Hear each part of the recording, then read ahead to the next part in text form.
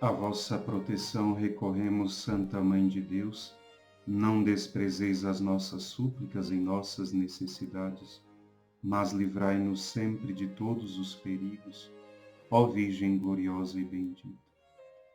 Com o vosso Filho, ó Mãe Pia, abençoai-nos, ó Virgem Maria.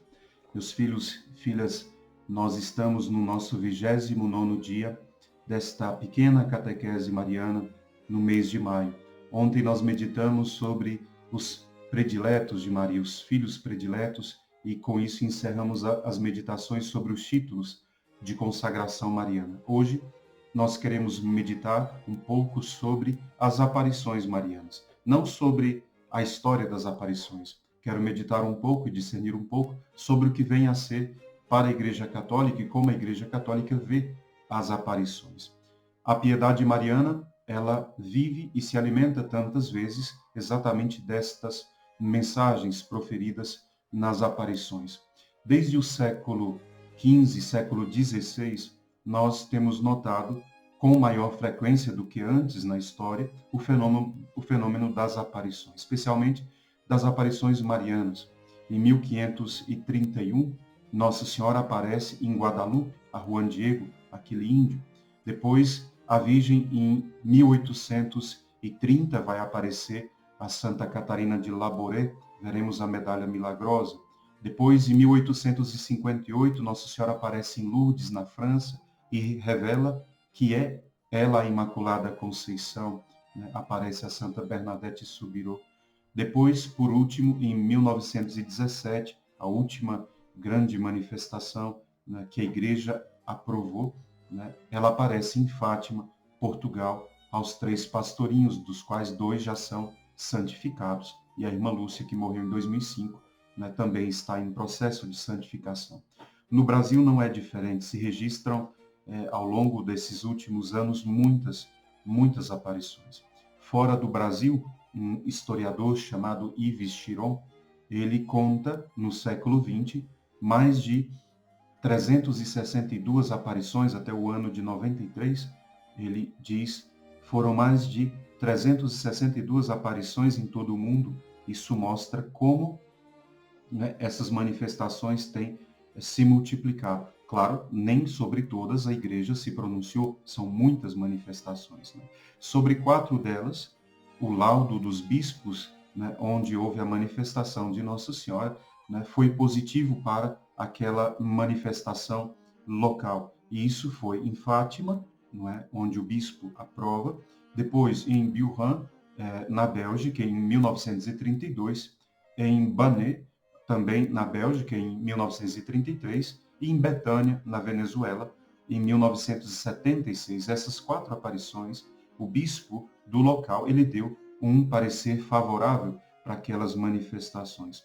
11 dessas 362, né, se permitiu o culto local, se permitiu a construção de um santuário, um laudo favorável do bispo. Sobre 79 desses fenômenos foi proferida uma posição negativa, né, e um inquérito foi estabelecido sobre elas, e algumas delas, por exemplo, em Bouxières-Oudamar, na França, em 1936, em Amsterdã, na Holanda, em 1945, em Urucaína, no Brasil, uma aparição de 1947 que foi tida como uma decisão negativa da Igreja, não se viu ali, de fato, um fenômeno mariano. Então, sobre tantas, 79 desses fenômenos, se deu um parecer negativo. A decisão negativa, ela pode ser pronunciada por um bispo diocesano ou pela congregação da doutrina da fé. Significa que se considera que naquele lugar não houve um fenômeno transcendental. Às vezes pode ter alguma explicação natural ou parapsicológica para aquela manifestação, não necessariamente sendo um fenômeno de fato sobrenatural vindo de Deus. Pode acontecer também que a palavra do bispo seja apenas um apelo à cautela, né, quanto àqueles fenômenos. Por quê?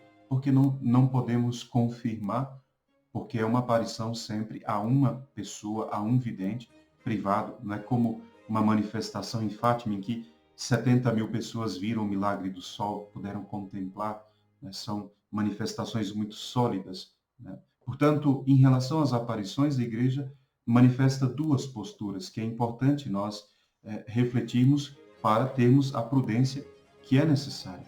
A igreja, ela crê na possibilidade das aparições de Nosso Senhor e dos santos. Isso a própria Sagrada Escritura prova, né? Quando, por exemplo, Nosso Senhor aparece a São Paulo, lá em Atos 9, de 3 a 9, Atos 10, de 9 a 11, quando São Pedro tem uma visão, né? Antes de ir à casa de Cornélio, ele tem uma visão, isso está em Atos, no capítulo 7, versículo 55, quando o Santo Estevão está para ser apedrejado, ele tem a visão da glória de Deus. A igreja sempre acreditou nesta possibilidade. No entanto, a igreja, ela é prudente, ela é cautelosa, porque ela sabe que podem acontecer enganos e por isso ela analisa com muito critério esses casos para não incorrer em erro para os fiéis.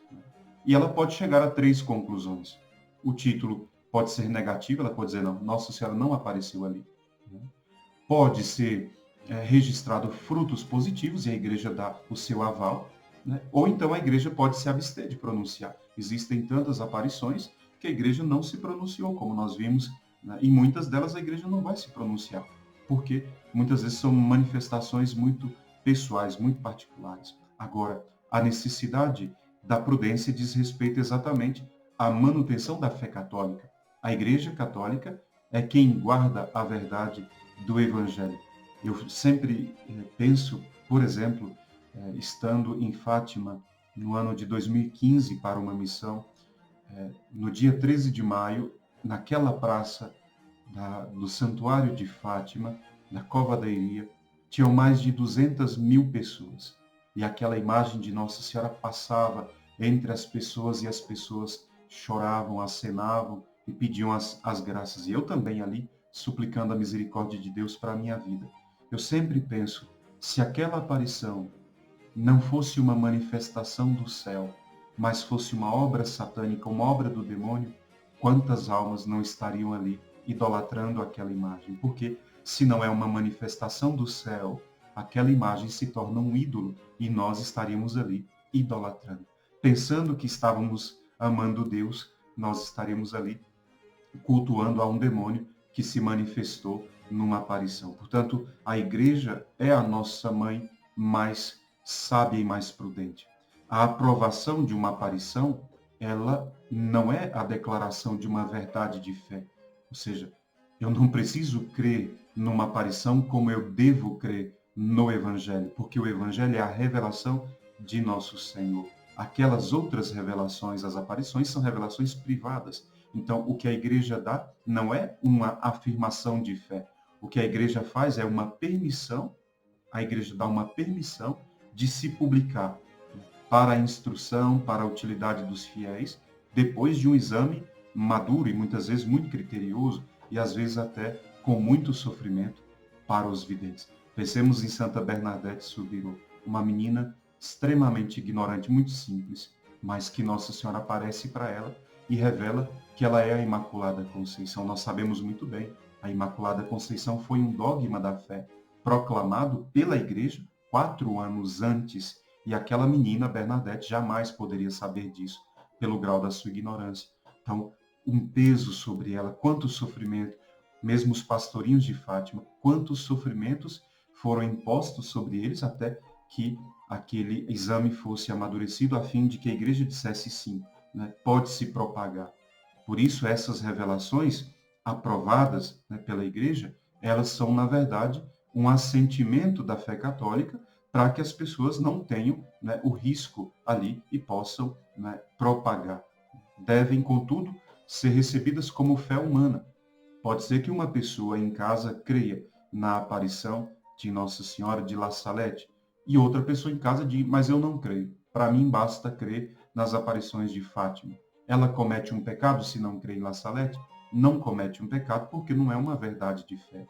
Mas, naturalmente, se ela acreditasse, talvez ela tivesse ainda mais frutos na própria vida. Mas, como eu disse, é um sentimento de fé humana, segundo as normas da prudência. Não é que apareceu alguém dizendo eu vi Nossa Senhora e você já vai seguindo e vai acreditando. Fazem, né, e o Papa Bento XV, quando escreve esse texto, falando das aparições, ele diz que tais revelações, pelo assentimento, né, fazem objeto provável. Não quer dizer que seja uma verdade de fé. É provável, piedosamente aceitável, mas não é uma verdade de fé, como a verdade do Santíssimo Sacramento ou a verdade da virgindade de Nossa Senhora, da sua Imaculada Conceição.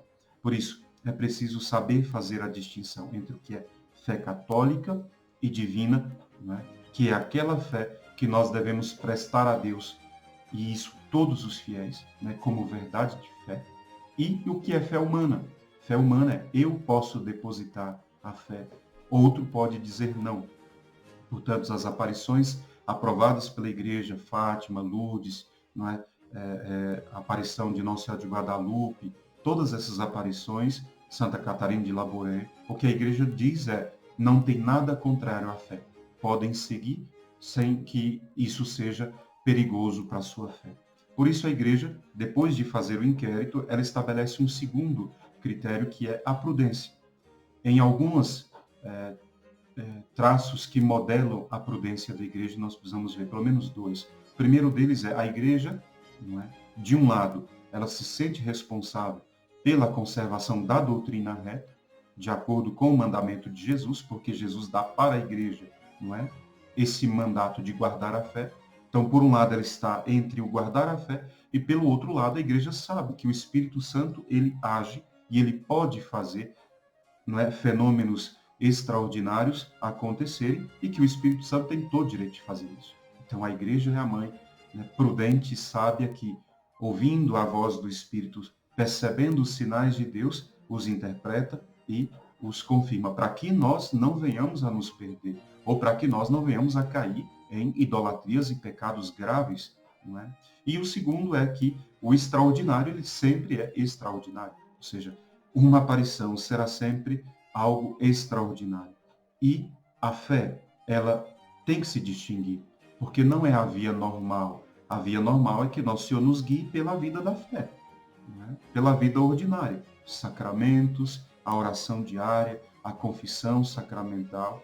Os fenômenos extraordinários são extraordinários, não é verdade que eles acontecem a toda hora. Nós vivemos a vida da fé, e esta vida da fé, não é, faz com que a gente não saia num momento acreditando em todo tipo de notícia, mas também não nos faz duvidar, né, quando Deus de fato nos quer levar a conhecer um pouco mais a sua vontade, como quando ele aparece em Fátima e pede a reparação ao Imaculado Coração. Por que ele faz isso? Porque o mundo estava ofendendo o coração da Virgem. Nosso Senhor pede uma verdade que é clara para o mundo. E hoje mais ainda, quantas pessoas ofendem Nossa Senhora? Por isso, então, se segue que as aparições, revelações, antes de ser aceita, antes de ser acreditada, elas devem ser comprovadas pela Igreja. E a Igreja é quem faz esta avaliação, como eu disse muitas vezes, com muito sofrimento para o vidente, mas sempre será santificação para ele. Um vidente que se submete com amor à obediência da Igreja nunca errará, mesmo que venha a sofrer muito. Depois, diante de um fenômeno extraordinário, se deve excluir primeiro todas as possibilidades naturais e explicações naturais, né? Por exemplo, a parapsicologia, a psicologia e os fenômenos físicos. Depois, em terceiro lugar, é preciso sempre levar em conta a fragilidade humana. Um vidente pode sim ser enganado pelo demônio. Por isso, ele próprio também não pode simplesmente dizer não apareceu para mim e pronto, e a igreja não quer aceitar, eu vou fechar as portas daqui e eu vou divulgar Nossa Senhora porque ela está mandando. Se Deus não tivesse deixado a igreja para ser a nossa mãe sábia, todos nós já teríamos nos perdido na idolatria. Por isso nós escutamos a nossa mãe, para que o demônio não nos engane como enganou Eva. E em quarto lugar, toda autêntica aparição, ela tem que ter coerência para com o Santo Evangelho de nosso Senhor. Jamais uma aparição, não é, ela fugiria da verdade do Evangelho. Por isso, as muitas minúcias, né, quando vem a investigação, as datas, o local, a duração das aparições, né, tudo isso merece reserva.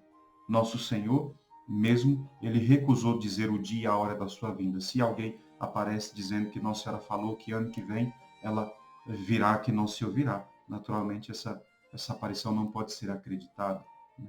Depois, a oração e a penitência como uma exortação são sinais de uma genuína aparição. Quando Nossa Senhora faz isso em La Salette, em Lourdes, em Fátima, Papa João XXIII dizia, né, falando de Lourdes, que os dons extraordinários são concedidos não para propor uma doutrina nova, mas exatamente para guiar a nossa conduta. E era isso que Nossa Senhora queria, que nós fizéssemos oração e penitência. Por isso, filhos, era importante meditar um pouco para que vocês pudessem ter discernimento sempre quando ouvirem alguém falar de Nossa Senhora ou de alguma aparição, alguma visão, sempre terem a sabedoria do Evangelho, o Espírito Santo. Peçamos a Nosso Senhor a graça da sua bênção. Amanhã nós meditaremos sobre algo importante, que são os sacramentais, a utilização dos sacramentais e o seu valor na piedade mariana. Peçamos a bênção de Nossa Senhora para o dia de hoje.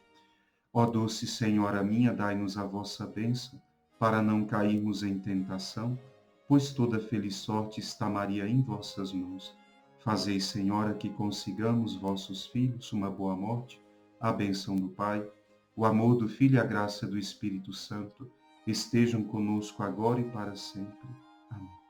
Louvado seja o coração de Jesus para sempre, no coração de Maria. Com o vosso Filho, ó Mãe Pia, abençoai-nos, ó Virgem Maria.